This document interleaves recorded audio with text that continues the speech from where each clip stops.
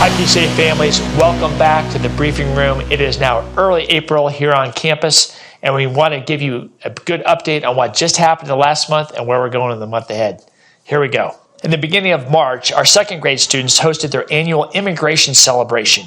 Each student chose a country from which they draw their family's lineage and presented interesting facts about their country of choice and even a little bit of information about their family history, dressed to represent their country even more authentically.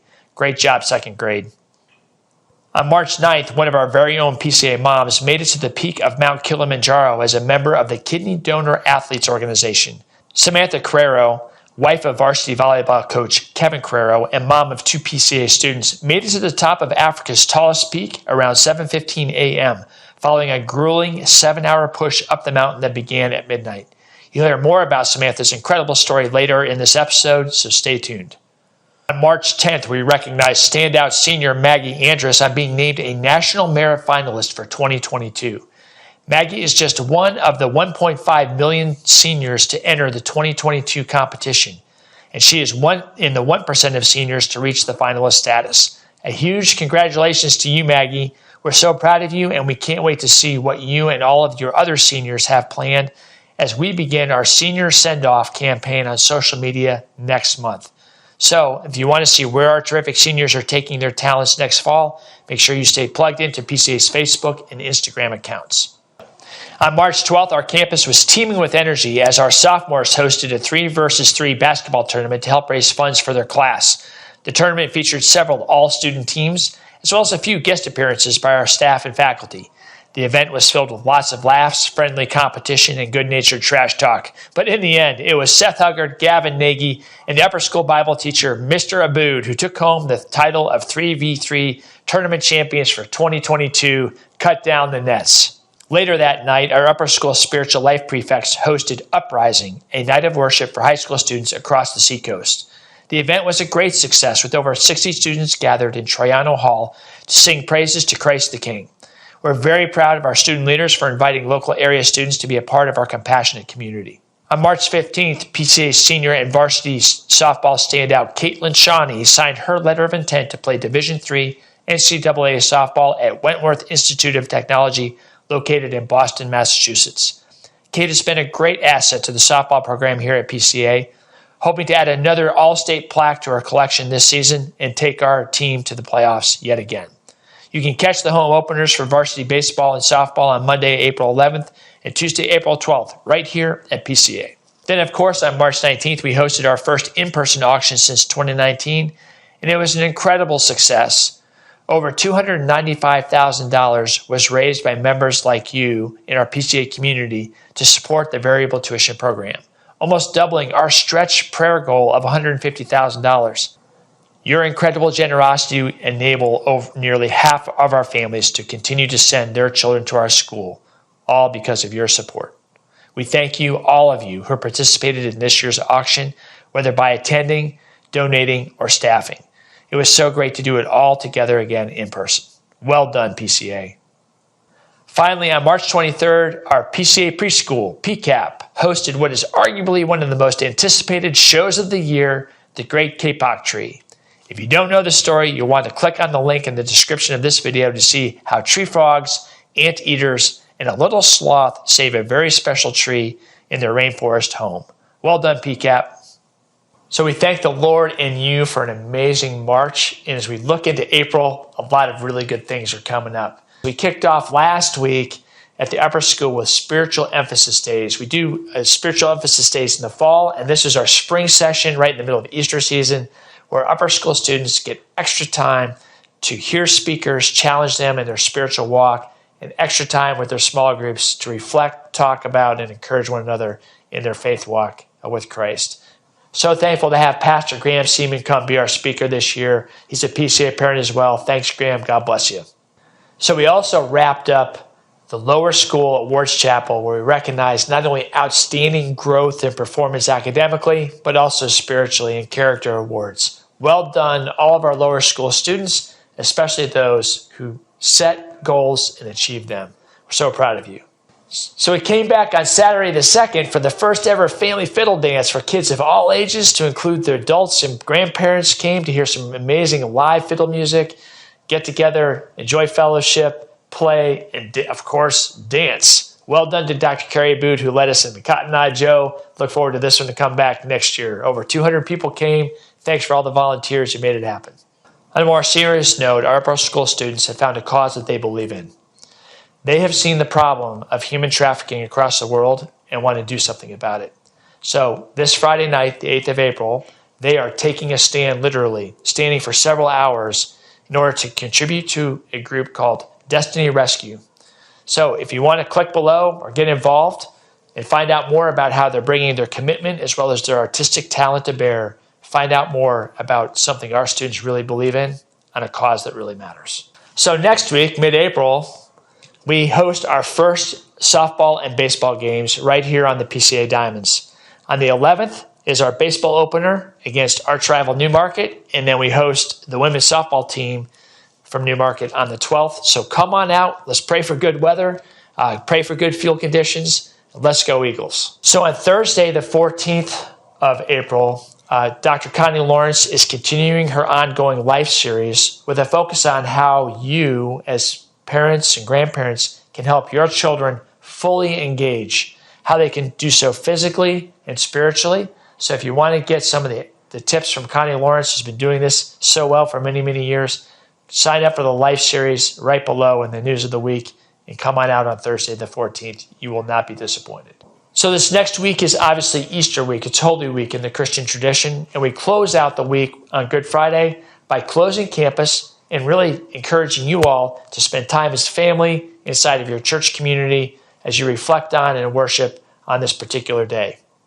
Obviously, this rolls all the way into Easter Sunday, and we hope and pray that you have a very special time worshiping in a local church, inviting others to come together, and as we take real hope in this season of what Christ offers each one of us who believe in him.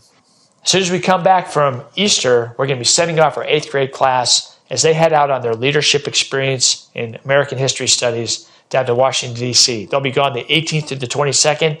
We're so thrilled that Mrs. Corso and many of the parent chaperones are going to be allowing our students, our 8th grade students, to take this memorable trip that everyone remembers when they talk about their PCA experience. Let's go, 8th graders. See you in D.C. On Tuesday, the 19th of April, is the first in our spring concert series. Our kindergartners through our 5th graders will be gathering right here in our gym to start off and showcase all of their hard work across the year. Please come on out. You'll be amazed. We look forward to seeing you here on campus and hearing and seeing what our kindergartners to 5th graders can do. So after dismissal on Friday the 22nd, we're going to be waving farewell because you're off on spring break. And we certainly hope you enjoy the last big rest period before we close out the rest of school. Wherever you are, be safe. We look forward to seeing you back in the beginning of May. So with just a preview as we head into May and come back from spring break, a couple things. First, tons of baseball and softball going on, especially as our junior high teams, men's and women's softball and baseball, kick off their spring campaigns, joining the varsity counterparts. Again, can't wait to see you here on campus. Take in a great game right here on our own diamonds. In addition to athletics, the fine arts are peaking in all the different performances right here on campus in May. Then the third week of May, make sure you join us for our fine arts performance of musical of Little Women right here in our PCA theater in our gym. It will be an amazing show. We hope to see you there. Also, a whole series of concerts for junior high and upper school. We'll close the month of May out. And also, again, we mentioned earlier, follow us on our social media as we do our senior send-off, as we bless and pray our seniors into the next step of their journeys. So a ton going on here in the month of April, in the month of May at PCA. Please be involved. Please know you're always welcome on campus. God bless you. See you soon. My PCA community, I am here with Sam Carrero. Sam is a PCA mom. She's a coach, and most recently, she and some people close to her just summited Mount Kilimanjaro. I think the tallest peak in Africa, all of the continent. Is that right? Yes, tallest peak in Africa and tallest freestanding mountain in the entire world. Wow, incredible. I learn something new every day here at PCA. And so Sam, tell us a little bit first about your PCA journey, how long you've been here, the kids, you and Kevin, and then really want to talk about how God led you to climbed Kilimanjaro, and there's a big life event that obviously led to that too that Absolutely. we really want to highlight. But Yeah. PCA. PCA is a huge part of the whole journey, and letting me even have the guts to go through with climbing Kilimanjaro, because I knew there was such a community at home that would be there for my husband or my kids while I was gone. Okay. And I'm so thankful for Portsmouth Christian Academy, because when we were looking for a school for our children, we felt kind of lost. I didn't want to send my kids to public school. It didn't feel right for us. I am a product of public school. I know good things can come out of public school. Absolutely. It just didn't feel right for us. So we started looking at schools in the area and fell in love with PCA. And we have been a part of the community for 7 years, Okay, because possibly. Cam's in 3rd grade, Ellie's in 1st grade, right? Yes. And my husband has been coaching volleyball. Gotcha. So I guess 6 years. Okay. Okay, so I said it wrong. 6 Yeah. years. Next year will be 7. Right. We are committed. That's awesome. And he started coaching the high school volleyball team the year before our kids even entered the school. Oh, wow. Okay. Yeah. So we just fell in love and immersed ourselves. And Yeah. Well, I mean, I've got to know you 3 years ago when Christy and Caleb and I came in just to, see you and Kevin and your commitment really to the greater community is really encouraging for Thank us you. to come in. So, something before when did you summit Kilimanjaro? This is like in the last month. yeah, March 10th. March I came 10th. home 3 weeks ago today. Okay, so there was a big decision that you made in the middle. I think it was in the middle of COVID, and just share this decision and the journey to do it. Sure. And I guess it's amazing. Yeah, so I love working out. I played sports. I coach basketball here, or assist now. Right. But I am always been active, always working out. And one of my favorite spin instructors, I found out needed a kidney, and so I was his match.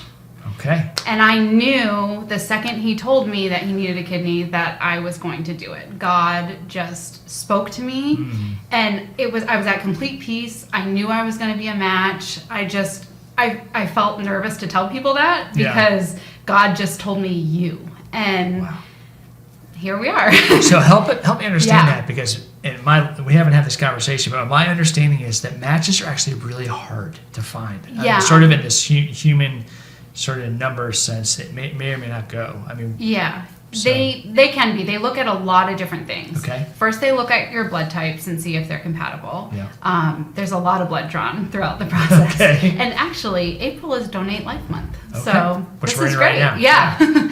So I donated, or I had them draw my blood. I'm actually O negative, so I had a pretty good idea that I'd be a match, because O negative blood is universal donor. Yep. And then we progressively went through. They also had to look at my body's needs. Right. What kidney is better? Do I have any kidney issues that I don't know about? Because Right. sometimes they find different things with potential donors that prevent them from donating. Right. And luckily, I've led a pretty healthy life that has aided in my ability to give life. Okay. And so you made the decision, sensed the Lord's call, followed in obedience. So how long did that take, and when did this all happen? Yeah, I think that started in April 2019. Okay. We went through a lot of testing, and he had to get to a certain level of I don't know how to even say that, his kidney's not working Right. to a certain degree for us to donate, Okay. or for me to donate. And once he got to that level, there was more testing, and then they scheduled the surgery. Gotcha. We were scheduled for March 17th, 2020, Okay. and on March 16th, 2020, Maine Medical Center got their first COVID case. And so we were canceled the day before, not knowing when it would be. Okay. And as a Christian who had this calling, right, and felt like she heard God tell her to, it in a way makes you question, was that God or was that my own being? And because it can be hard to determine the difference. Right. And I just stayed true, and they gave us a new date of June 23rd, 2020. Okay. Which then we had to go through some COVID tests, and I was like, if one of these are positive, then I'm not supposed to do this. But it ended up being fine, and I donated in June 2020. Right, and I imagine he really needed it. I mean, he was at that point. Yeah, he was, because we were delayed, Yeah. he was going downhill pretty quickly, Yeah. Wow. and he really needed it. The hardest part out of all of it was my husband or kids couldn't come visit me in the hospital. They dropped me off at the door, and I was alone. And that was hard. Donating the kidney wasn't really hard, but being alone after doing something so big it was hard. Yeah. Wow, I can imagine. So, it says 2020, June, we're in March 22. How is the recovery? How is he doing? What's his name, by the way? Roger. How's Roger doing? Roger's doing amazing. Great. He's doing so good. The weekend before I left for Kilimanjaro, my mom was hiking with a friend and passed somebody on the trail. And she was talking about how her daughter was hiking Kilimanjaro, and it was Roger. No way. And they FaceTimed me. It was total God thing. My mom had not seen him since he had received my kidney. Wow. And he calls my kidney Turbo, because it started working on the table, and I remember waking up and asking, did it work? Like, that was my only concern, did it work? Because you can't take it back. Once it's out, it's out. Wow, well, that's awesome. So, and I mean, we had a friend who also did this a few years ago, and it was a challenge to recover. It was a lot harder for him than he knew it was going to be a challenge. He been told that, but he's like, whoa, this is hard. It was definitely harder. I mean, I've had 2 babies and bounced back, worked hard, but this was different. I've never had my abdominals cut. I've never had an abdominal surgery like that. Yeah. And that was difficult, but we had a community of people that brought meals for my husband, and so he didn't have to cook. It's really for him, right? Yeah. Help Kevin. And he's amazing. He doesn't need it, but we are thankful. And like, we would go for walks. People would come over and walk with me because walking is all I could really do. Right.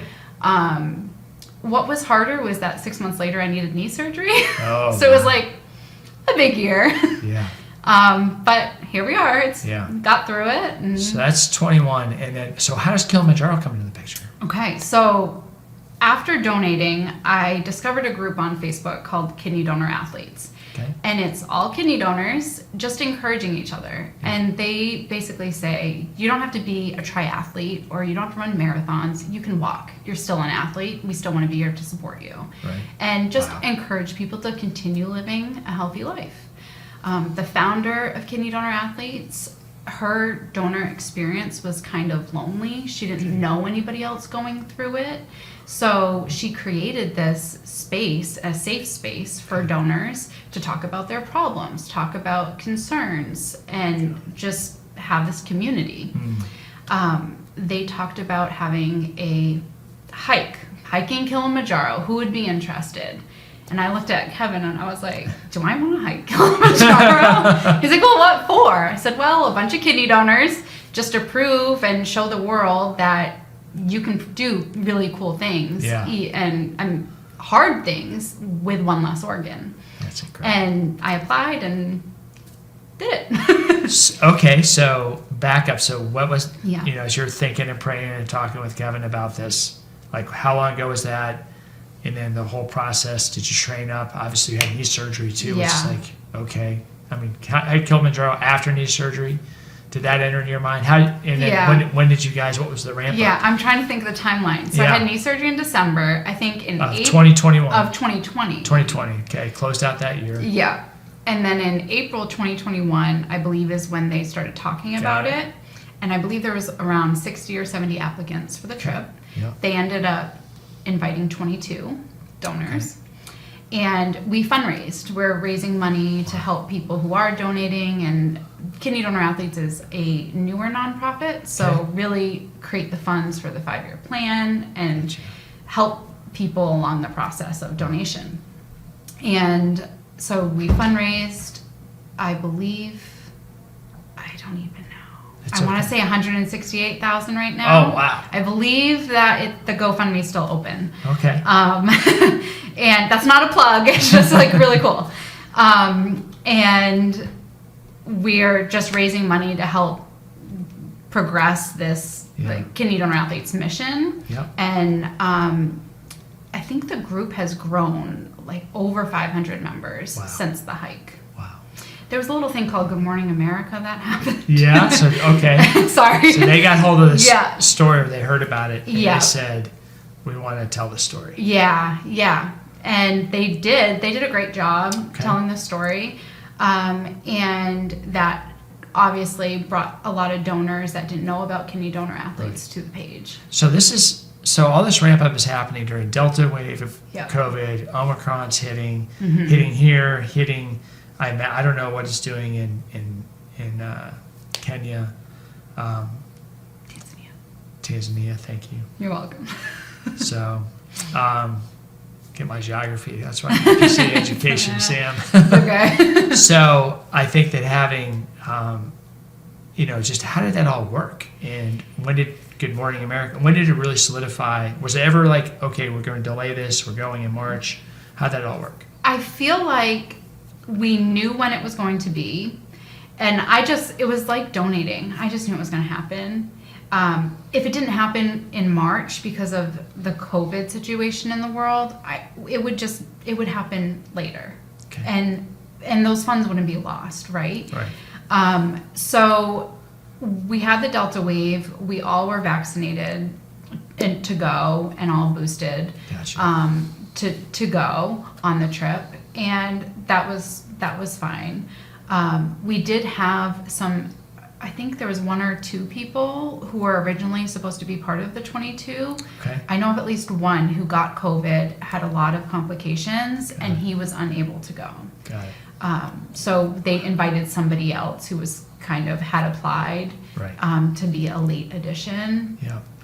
So it definitely did impact our core group, like the original group that was supposed to go. Wow. Yeah. So when did you all, I think you did a train up, at least one in Colorado. Yeah. And then you went and take us through that, and then landing in Tanzania and getting ready to go on the journey. So none of us had met each other, really. Okay. Just online. Just online. Yeah. And we did some Zoom calls to be face-to-face, ask each other questions one-on-one, just to meet each other.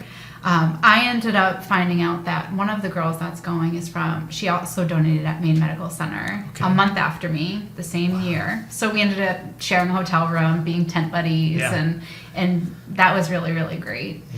And I trained with my mom. My mom's a big hiker. I'm not a hiker. My mom's a hiker. She's really been the encouragement for me to do this. Wow. She's done all the New Hampshire 4,000 footers. Yeah. So she's been dedicated. Yeah, she's dedicated. She's a huge encouragement for me and supporter. And so she took me on a bunch of hikes. Now she's like, "You're doing the 48," and I was like, "Oh, we'll see." There we go. So I did several hikes with her and training on my own. I did go to Colorado to meet a bunch of people. I think about half the group. The weekend before Tanzania. So that was kind of, it felt like that was a long time ago, but it was really right before I left for Tanzania. Gotcha. Came back, Kevin was saying, I think you came back, maybe you were telling me, just sort of changed clothes, repack, and you were on your way? Yep, exactly. I left on a Thursday for Colorado. I came back late. Well, I did a red eye Saturday night, so I came back Sunday morning, washed some stuff that I had worn out there, finished packing, and then left Monday. And then, so you landed in Tanzania, and then what's the process to get to the summit? Yeah, so it's a really long process just to get to Tanzania. Yeah. And so what's the journey? Where do you fly to? I fly to Qatar. Okay. So I had a 6-hour layover in Doha where we met a bunch of people that we're hiking with. So we kind of met in the airport. That was the link up. Yeah. Wow. And then we went to Tanzania. Okay. And we stayed in Moshi, Tanzania. Okay.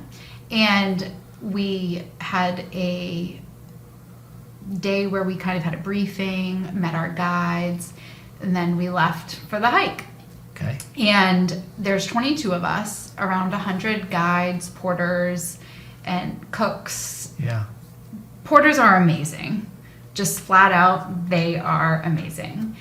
And we did a 7-day journey, or it was 8 days total, but Okay. Wow. yeah. Okay, so you're leaving base camp. Talk about the journey to get to this summit. Yeah. How did that go? 'Cause Yeah. I heard Kevin was giving me some updates. My husband is amazing. He's Yep. been updating people, and he's so good. I think he lived through it and was probably exhausted. Well, he's very proud of you and your endeavor. And anyway, it was really fun to see a little bit of that on this side. Thank you. He's great. But so we left the hotel in Moshi, and the first day was a lot of checking in, and it was a fairly easy hike, maybe 3 hours to the first camp. And we saw monkeys and really cool things along the way in the rainforest. I've never been in the rainforest before, so it's an experience. The biggest thing is getting used to the pace. Okay. You walk pole, pole, which in Swahili is slowly, slowly. Okay. And they always tell us pole, pole, pole, pole, because the slower you move, the better you can acclimate. Because at the peak of the mountain, your oxygen is 49%. So of sea level. Yeah. Yeah, okay. So where we live at sea level, that was very important for me because I don't live in Colorado. Right. So we went pole all the way, and we had different camps along the way, higher and higher. So first camp was kind of just adjusting to sleeping on the ground in the tent, camp life, tents, all of that. Then we went a little further, and one of the hardest days I had, honestly, was a huge acclimation day, which was Lava Tower. Okay. You hike up to 15,000 feet, eat lunch at this Lava Tower spot, and you allow your body to have that small amount of oxygen up there. Okay. And then you sleep low. So you hike up and sleep low. So just give us a feel. The summit is what's the altitude? 19,300. Okay. So and 15 is your, that's our... yeah, I mean, you're like pretty close. Pretty to close, but yeah. you're going up, eat. Okay. Yeah. Sorry. So that's No, just that's perspective. fine. Yeah, so we ate, and that was the first time I felt like, oh, it's harder to breathe and moving slowly. Because the first day I'm like, I could run. And then I'm like thankful for the pace at that point. After we ate lunch, we noticed it was hailing. There was a system that came through, it was hailing, and we had to leave our lunch tent. You don't stop for the hail, you got to keep going. So we geared up and started going down, and it kind of was miserable for me, who loves sun. I don't like darkness. Yeah. It was hard emotionally too, because I hadn't spoken to my kids or my husband in a few days at this point, which is the longest I've ever gone. Gotcha. But when I got to that camp, I got service. Oh. And On your device. on my device, I got service when I got to the next camp, and Kevin actually drove to PCA, called the kids out of class so I could say hi to them. Wow. So sorry, teachers, but it meant a lot to me. Yeah, that's part of their education. Yeah, it was great. Just shows his devotion too for keeping my headspace where it needs to be. Yeah. And then I ended up getting service a few other times, but we never knew when we would, so I always contacted Kevin, even if it was 4 o'clock in the morning. Yeah, whenever you got it. Whenever I got it. Because how many hours ahead were you? 8. You're 8 ahead. Mm-hmm. Yeah, which is hard. Yeah. 8 hours is hard. Yeah.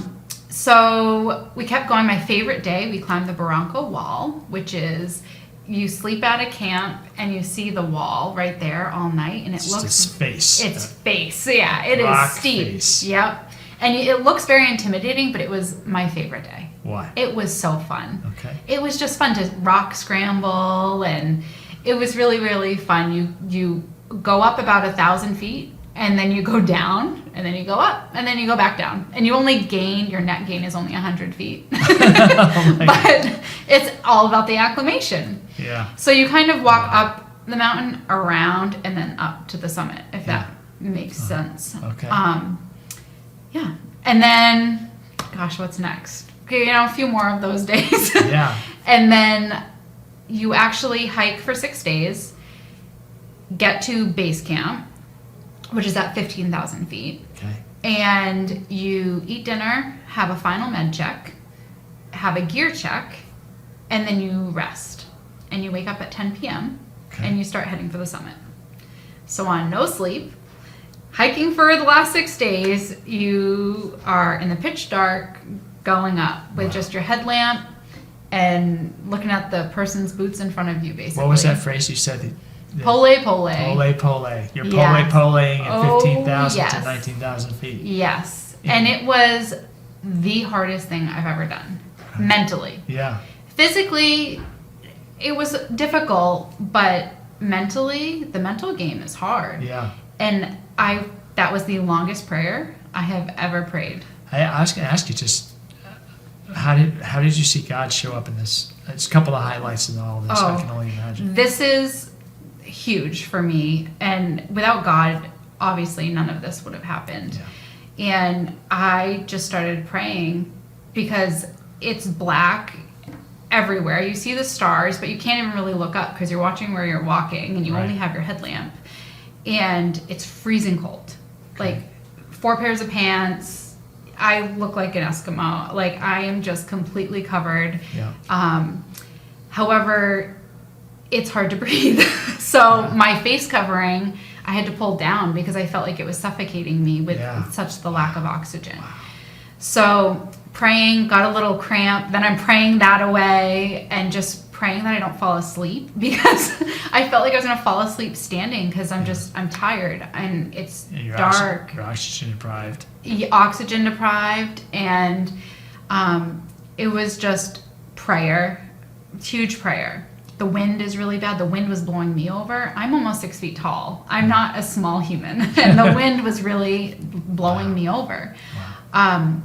So then the sun started to come up. Okay. And the sky peaked red just a little bit. And all of the guides started singing How Great Thou Art in Swahili. And then I had tears frozen on my face. I couldn't do anything about it. It was just frozen and tearing up. And then we reached the summit, and it was just such an emotional journey. Wow. Yeah. I can only imagine. How long did you get to stay at the summit? Like 15 minutes. Oh, so I've read a couple other summits. It's not long to get to stay at them. You're at 19,000 feet. You can't hang out and soak it up. It was very cold, very windy. I don't have a lot of pictures that I personally took at the summit because 3 layers of gloves and my hands were still cold. Yeah.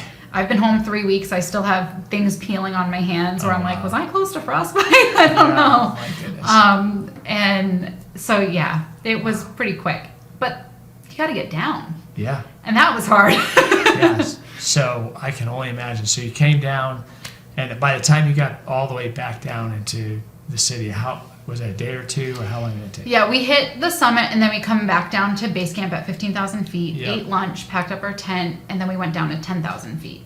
Okay. So we slept at 10,000 feet, and then that next day we left. What did it feel like, the air at 10,000? It felt good. We were all just dead tired, but it felt good. We were back in the rainforest. Oh my goodness. It was warmer again, and that was beautiful.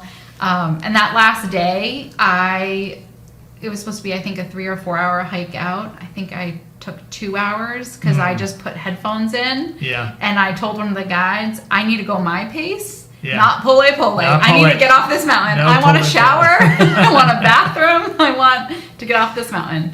So I just went, and one of the guides went with me, just he and I. Yeah. And I think I was the second one off the mountain. Wow. Just because I want to get off. It doesn't have anything to do with my physical. Right. You're just like, okay, I'm ready. I'm ready to be there. Ready to be done. So, what would you say to anyone who may even prayerfully be considering or even contemplating organ donation? I'm open to speaking to them if they have any questions, for sure. Just trust your donation center, that wherever you're donating, just talk to them, do all the tests, and it literally will not stop you from doing anything. Yeah. Shouldn't do field hockey and stick sports, but as an adult, I'm not really doing stick sports. I can hardly play basketball anymore. I don't get the chance, right? Yeah. So I just think that it's something that you can definitely do, and that you can also take advantage of different programs that come about. You've already donated, or if you're going to donate, there's people that want to support you and uplift you, and a huge community. For me, a lot of people thought, why are you doing this? Why are you going to affect your health? You are an active person. Why are you going to risk surgery? As a Christian, I think I had more faith than fear in the situation, and really leaned into that. Yeah. Wow, that's incredible. Yes, that was cool. And then I think, I want you to share a couple things that you brought back to help memorialize and remember. But just in terms of your faith, I mean, how did this, one or two ways that this just changed you or stressed you, how God used this whole experience to grow you? I think that when you're open to God changing your life and working through you, He will. And that's the most dangerous prayer you could pray, is use me, right? And I think that you just being open to that and just looking at ways that He's moving through each situation, they're each special. There's nothing I can really say. I've done mission trips to Africa before, and with this I felt like, oh my goodness, I'm going to Africa for myself. I'm not doing a mission, which I know I could in Tanzania. There's plenty that can be done. But this was almost very healing for me.